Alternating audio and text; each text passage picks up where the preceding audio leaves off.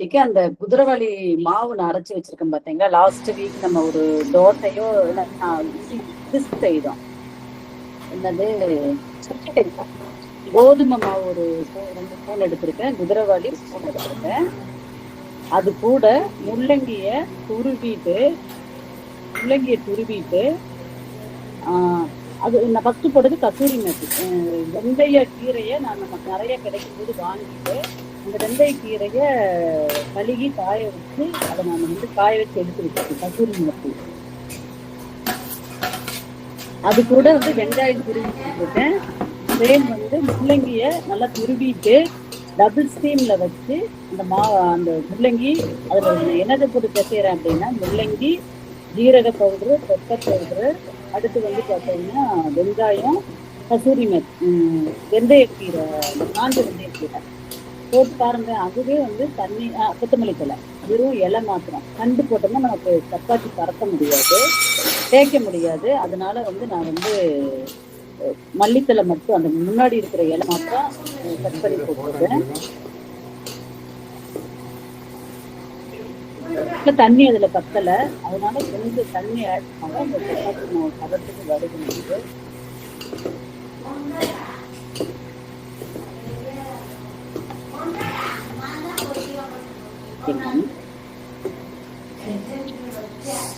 இப்ப கொஞ்சம் லைட்டா தண்ணி ஊத்துறேன். தண்ணி ஊற்றி நம்மளோட சப்பாத்தி மாவு பதத்துக்கு நான் வச்சுட்டேன்.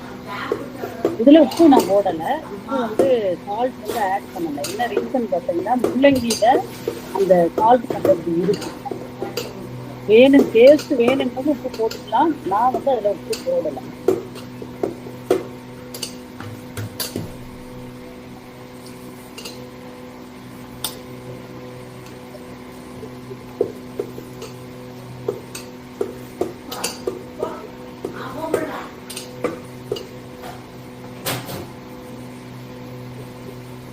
தண்ணி பார்த்துட்டு நம்ம அளவா போடணும்.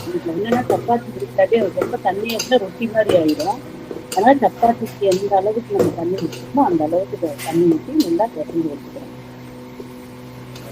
மாவு பார்த்தீங்கன்னா ரொம்ப கம்மி தான், ஒரு 1.5 கப்பு சப்பாத்தி மாவு, சாரி கோதுமை மாவும், ஒரு கப்பு குதிரைவாளி, அது ஒரு 50 கிராம் இருக்குன்னு நினைக்கிறேன்.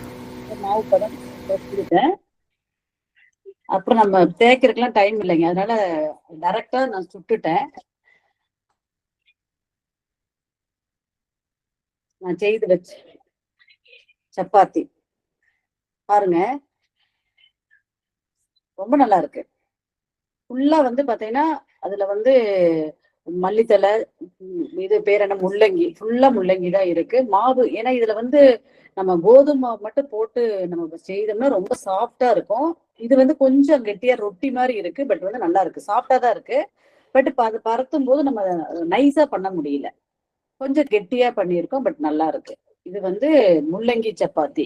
எதுக்கு முள்ளங்கி நம்ம ரெக்கமெண்ட் பண்றோம் அப்படின்னா, எல்லாத்துக்குமே நிறைய பிளட் சுகருக்கு, பிபி, அதுல நிறைய விட்டமின்லாம் இருக்கு. அதனால நம்ம முள்ளங்கி நிறைய எடுத்துக்கலாம். இப்ப சுகர் பேஷண்ட்டுக்கு எல்லாமே முள்ளங்கி டெய்லி காலையில ஒண்ணு பாயில் பண்ணி வச்சுட்டோம்னா, நம்ம பாயில் பண்ணி சாப்பிட்டோம்னா நல்ல சுகர் இறங்குது. நான் வெளியெல்லாம் எங்கேயும் சொல்லலை, எங்க வீட்டுல எங்க அம்மாவுக்கு சுகர் இருக்கு.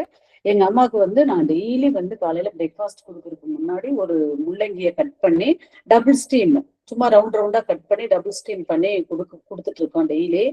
அது கொடுக்கும்போது பாத்தீங்கன்னா அம்மாவோட சுகர் லெவல் அது சாப்பிட்டு ஆஃப்டர் ஃபுட் ரொம்ப கம்மியா தான் இருக்கும்.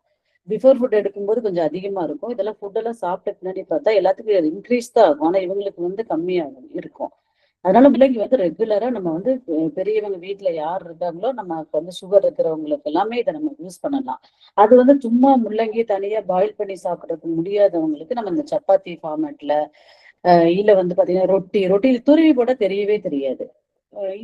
இப்ப நான் சப்பாத்தி பண்ண மாதிரி இதே மாவுல இப்ப நான் முள்ளங்கி மட்டும் போட்டு சப்பாத்தி பண்ணியிருக்கேன். இதுலயே முள்ளங்கி, சொரக்காய், பீக்கங்காய், என்ன காய் இருக்கோ நம்ம கிட்ட அவைலபிள் காய் இருக்கோ அதையெல்லாம் துருவிட்டு கொஞ்சம் ஆனியன் போட்டுக்கலாம். ஆனியன் போட்டா ஆனியனையுமே துருவி தான் போடணும்.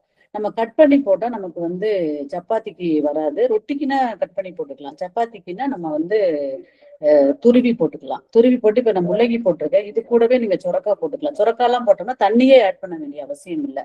அதே மாதிரி கொஞ்சம் பொறுமை நமக்கு ரொம்ப வேணும். என்ன ரீசன் அப்படின்னா, அதை தேய்ச்சி எடுக்கும் போது மெதுவா தேய்க்கணும். நம்ம நார்மல் சப்பாத்தி, கோதுமை சப்பாத்தி மாதிரி வந்து நம்ம இதுல ரொம்ப ஸ்பீடாலாம் நம்ம வந்து தேய்க்க முடியாது. ரொம்ப மெதுவா தேய்ச்சா மட்டும்தான் அது வந்து கரெக்டான ஒரு ஃபார்மேட்ல நமக்கு கிடைக்கும்.